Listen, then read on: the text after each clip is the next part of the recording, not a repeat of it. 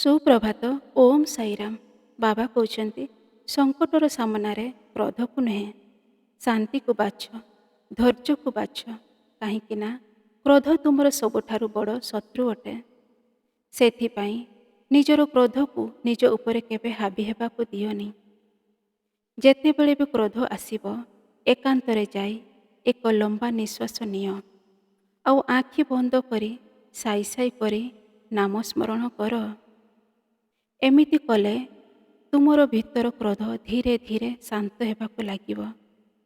କାହିଁକିନା ଏହି କଳିଯୁଗର ନାମ ଜପ ହିଁ ତୁମ ଜୀବନକୁ କଲ୍ୟାଣ କରିବ। ନାମ ଜପ ଶକ୍ତିକୁ ଚିହ୍ନ ଆଉ ଏହା ତୁମ ଜୀବନରେ ନିଜର କର। ତୁମର ମନ ପବିତ୍ର ଆଉ ନିର୍ମଳ ହୋଇଯିବ। କୌଣସି ବି ପରିସ୍ଥିତିରୁ ଭୟ କରିବ ନାହିଁ। ସନ୍ତାନ, ଏହି ଦୁନିଆରେ ସବୁ ଜିନିଷର ଉପାୟ ଅଛି। ସମସ୍ତ ସମସ୍ୟାର ସମାଧାନ ବି ଅଛି। ବାସ୍ ଦରକାର ତାକୁ ଶାନ୍ତ ମନରେ ବୁଝିବା। ସେଥିପାଇଁ ମୁସ୍କିଲ ସମୟରେ ଭୟ କରିବ ନାହିଁ। ଶାନ୍ତ ମନରେ ତାକୁ ବାହାରକୁ କେମିତି ବାହାର କରିବ, ଏହା ପ୍ରୟାସ କରିବ। ନିଜ ସାଇଙ୍କ ନାମ ନେଇ ନିଜର ପ୍ରତ୍ୟେକ ଚଲାପଥ ଆଗକୁ ବଢ଼େଇବ। ତୁମର ସମସ୍ତ ପ୍ରୟାସ ସଫଳତା ମାର୍ଗକୁ ବଢ଼ି ଯାଉଥିବ। ଭରସା ରଖ ସନ୍ତାନ, ମୁଁ ତୁମର ଅତୀତ, ଭବିଷ୍ୟତ, ବର୍ତ୍ତମାନ ସବୁ ଜାଣିଛି। ଆଉ ମୁଁ ତାହା ହିଁ ଦେବି ଯାହା ତୁମ ପାଇଁ ସର୍ବୋତ୍ତମ ହେବ। ସେଥିପାଇଁ ନିରାଶକୁ ନିଜ ମନ ମସ୍ତିଷ୍କରୁ ବାହାର କରିଦିଅ। ତୁମର ସମସ୍ତ କାମ ମୋ ନାମ ନେଇ ଆରମ୍ଭ କର। ତୁମର କାମ ପ୍ରଗତି ଆଡ଼କୁ ବଢ଼ିବ। ବାସ୍ ତୁମର ନିୟତ ଆଉ କର୍ମ ସର୍ବଦା ଠିକ୍ ରଖିବ। ତୁମର ସେହି କାମ ଉନ୍ନତି କରିବ। ସନ୍ତାନ, ମୋର ଯୋଜନା ତୁମେ ତୁମ ଜୀବନରେ ବହୁତ ଆଗକୁ ନେଇଯିବ। ସେଥିପାଇଁ ସବୁ ପରିସ୍ଥିତିକୁ ମୋର ଯୋଜନା ଭାବିକି ସ୍ୱୀକାର କରି ଚାଲ। ଆଉ ପ୍ରତିଦିନ ପରିଶ୍ରମ କର। ତୁମର ଆସୁଥିବା କାଲି ବହୁତ ସୁନେଲି ହେବାକୁ ଯାଉଛି। ଚିନ୍ତା କର ନାହିଁ। ତୁମର ସମସ୍ତ ବିଗିଡ଼ି ଥିବା କାମ ବର୍ତ୍ତମାନ ଗୋଟିଏ ପରେ ଗୋଟିଏ ଠିକ୍ ହେବାକୁ ଯାଉଛି। ବାସ୍ ତୁମେ ଉଦାସ ହୁଅ ନାହିଁ। କାହିଁକି ନା ଏହା ତୁମର କଠିନ ସମୟର ଅନ୍ତ ହେବାକୁ ଯାଉଛି। ଆଗକୁ ବହୁତ ଗୁଡ଼ିଏ ଖୁସି ତୁମକୁ ଅପେକ୍ଷା କରିଛି।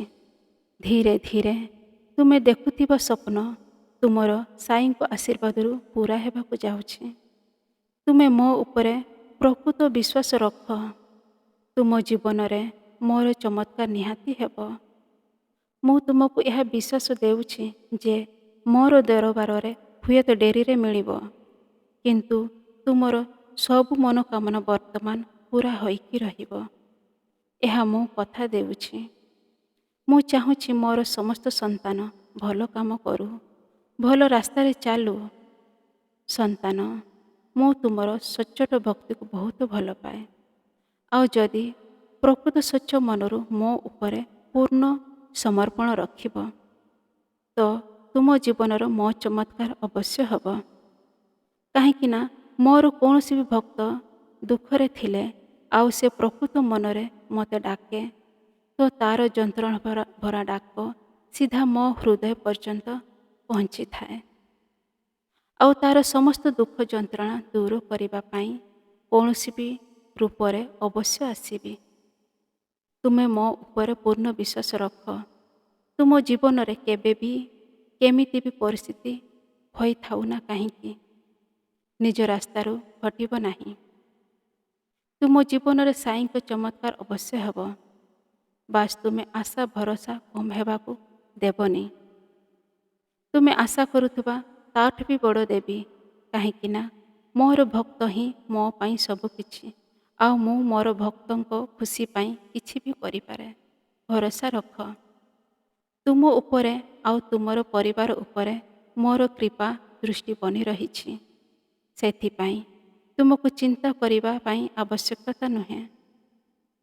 ତୁମ ଜୀବନରେ ସବୁ କିଛି ଉତ୍ତମ ହେବ। କିଛି ବି ଜିନିଷର କମ୍ ତୁମ ଜୀବନରେ ହେବ ନାହିଁ।